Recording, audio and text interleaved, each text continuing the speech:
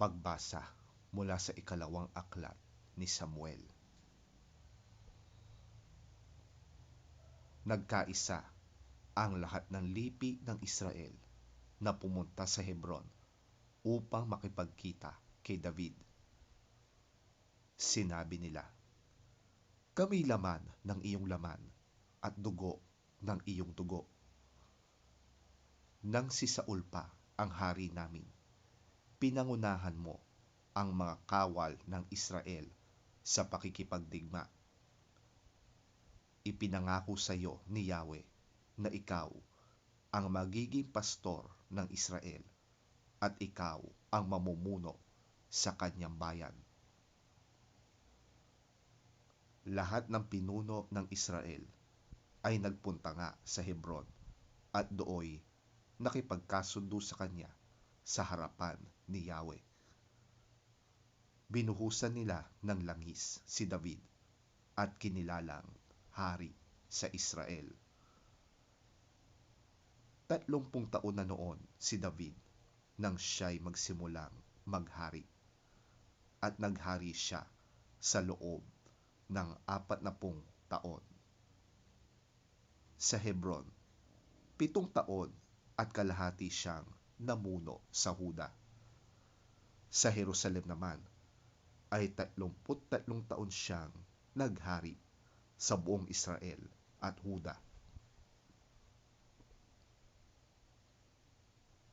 Nang siya'y maging hari, pinangunahan niya ang kanyang mga kawal upang lusubin ang mga Jebuseo na nasa Jerusalem. Sinabi nila kay David, "Hindi ka makakapasok dito. Kahit mga bulag at lumpo lamang ang magtanggol dito." Ngunit nakuha ni David ang kuta ng Sion at ito'y tinawag na Lungsod ni David hanggang ngayon. Habang tumatagal ay lalong nagiging makapangyarihan si David sapagkat sumasa kanya si Yahweh, ang Diyos na makapangyarihan sa lahat.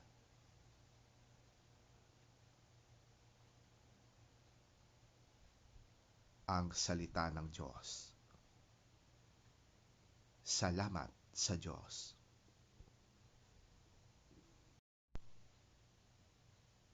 Ang mabuting balita ng Panginoon ayon kay San Marcos. Papuri sa iyo, Panginoon.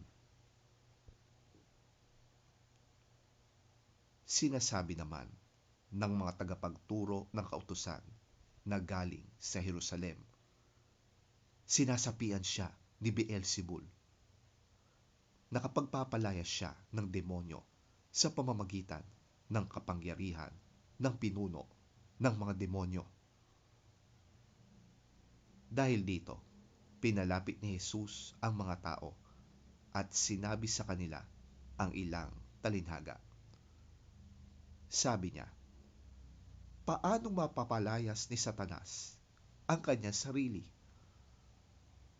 Kapag naglaban-laban ang mga mamamayan ng isang kaharian, hindi magtatagal, mawawasak ang kahariang yon.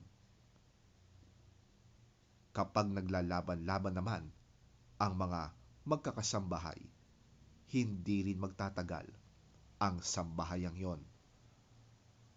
Gayon din naman, kapag naghimagsik si Satanas laban sa kanyang sarili at magkabahabahagi ang kanyang nasasakupan, hindi magtatagal at darating ang kanyang wakas. Subalit, hindi maaring pasukin at pagnakawan ang bahay ng isang taong malakas malibang gapusin muna siya. Kapag siya'y nakagapos na, saka pa lamang mapagnanakawan ang kanyang bahay. Tandaan ninyo ito, maaaring patawarin ang tao sa lahat ng kanyang kasalanan at paglapastangan, ngunit ang sino lumamastangan sa Espiritu Santo ay walang kapatawaran, sapagkat ito ay walang hanggang kasalanan. Sinabi ito ni Jesus sapagkat sinasabi ng mga tao na siya'y sinasapian ng masamang espiritu.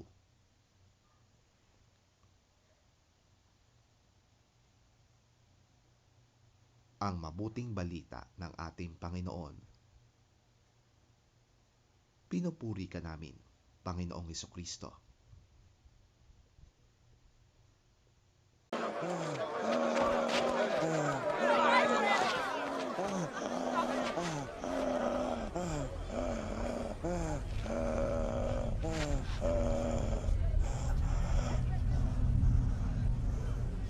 And the teachers of the law who came down from Jerusalem said, "He is possessed by Beelzebul. By the prince of demons, he is driving out demons." So Jesus called them over to him and began to speak to them in parables. How can Satan drive out Satan? If a kingdom is divided against itself, that kingdom cannot stand. If a house is divided against itself, that house cannot stand. And if Satan opposes himself and is divided, he cannot stand.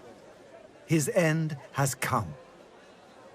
In fact, no one can enter a strong man's house without first tying him up. Then he can plunder the strong man's house. Truly, I tell you, people can be forgiven all their sins and every slander they utter. But whoever blasphemes against the Holy Spirit will never be forgiven. They are guilty of an eternal sin. He said this because they were saying, "He has an impure spirit."